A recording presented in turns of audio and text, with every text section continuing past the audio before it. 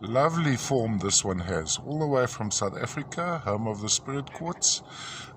Color here appears mainly almost clear to milky, yet when we look into the face, there's a very mild shot of amethyst phantoming happening in the faces. And those little flecks you see inside the crystal would be tiny pyrite cubes trapped inside the quartzes.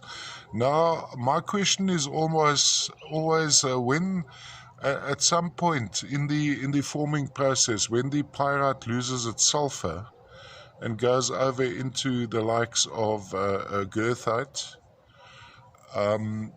does the sulfur not distribute through the quartz crystal, causing the yellow color of citrine? That's a big question. Thing is, none of us has ever been there in the forming process. A hell of a hot exercise, hot, deep, and high pressures, high temperatures. And look at this.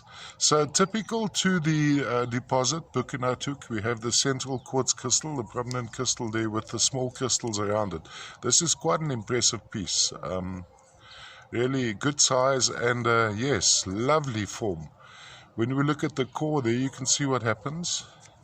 And then, of course, as we look into the crystal faces, a very mild undertone of amethyst. And typically from this deposit, the color gets spread right through the specimen. All the way from South Africa, spirit quartz from Bucanatuk.